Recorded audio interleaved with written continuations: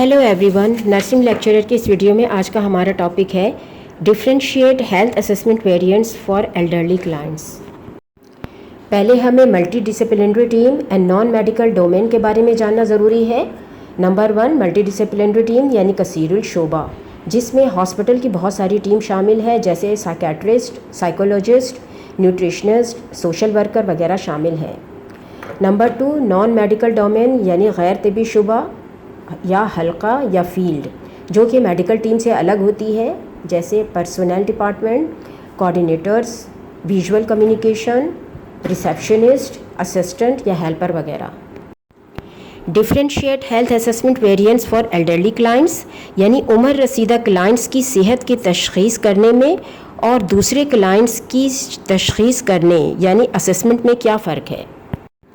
Geriatric assessment यानी बूढ़े लोगों की assessment and evaluation standard medical assessment से यानी मियारी तिब्बी तशख़ीस से मुख्तलिफ है, क्योंकि इसमें गैर तिब्बी शोबा यानी non medical domains and multi disciplinary team को शामिल करके बूढ़े लोगों की काम की सलाहियत और मियार ज़िंदगी को बेहतर बनाया जाता है।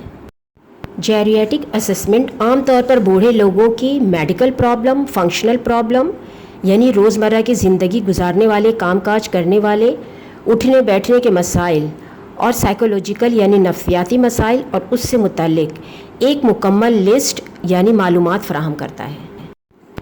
फंक्शनल टूल असेसमेंट के ज़रिए बूढ़े लोगों के रोज़मर्रा ज़िंदगी में कामकाज से मुताल्लिक मुश्किलात का अंदाज़ा 3 सतहों पर लगाया जा सकता है।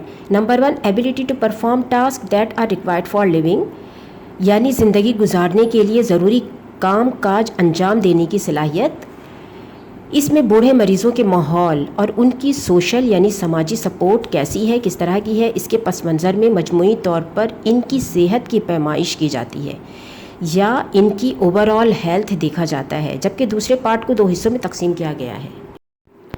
इसमें नंबर 1 है basic activity of daily living, रोज़मर्रा ज़िंदगी के बुनियादी कामकाज या सरगर्मियाँ यानी ख़ुद की देखभाल करने के काम काज जो एक शख्स रोज़ाना अंजाम देता है, जैसे खाना खाना, कपड़े पहनना, गुस्ल करना, बिस्तर और कुर्सी के दरमियान मुंतकिल होना, वॉशरूम वगैरह का इस्तेमाल करना। इसमें नंबर 2 है instrumental activities of daily living, रोज़मर्रा ज़िंदगी के मावन व मददगार सरगर्मियाँ।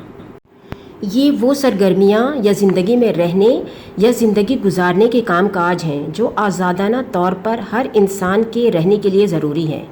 मिसाल के तौर पर घर का कामकाज जैसे खाना बनाना, दवाएं ठीक से लेना, टेलीफोन का इस्तेमाल करना, मैसेज देना और रिसीव करना, घर के माली निज़ाम संभालना। नंबर 3 सोशल असेसमेंट, समाजी तशख़ीस या जांच करना। नंबर ए पॉइंट बूढ़े मरीज़ों की जो सोशल सिचुएशन यानी समाजी हालात होते हैं उनमें और उनकी जिस्मानी यानी काम काज करने, उठने बैठने, आने जाने की जो सक्कत या हिम्मत होती है उनमें एक दूसरे पर बहुत इन्हिसार होता है। सोशल सिचुएशन यानी समाजी हालात अच्छे होंगे, हेल्पफुल माहौल होगा और पेशेंट की खुद भी काम काज करने की सलाहियत अच्छी होगी तो बहुत ज़्यादा पेशेंट की लाइफ बेहतर होगी। बी पॉइंट यानी पेशेंट के रिहाइश के इंतज़ामात, माली तहफ़्फ़ुज़, नक़्लो हमल, तिब्बी खदमात तक रसाई यानी हॉस्पिटल आने जाने की पहुँच या सहूलत। सी पेशेंट के नफ्सियाती या बाहमी अपने इर्द गिर्द के लोगों से ताल्लुकात। डी मुख्तलिफ़ तरह के प्राइवेट यानी निजी या ज़ाती और अवामी यानी पब्लिकली वसाइल या रिसोर्सेज। ई घरेलू तशख़ीस या घरेलू जांच कि घर में पेशेंट के हालात क्या हैं, घर में पेशेंट किस तरह रहता है और उससे रिलेटेड सारी बातें।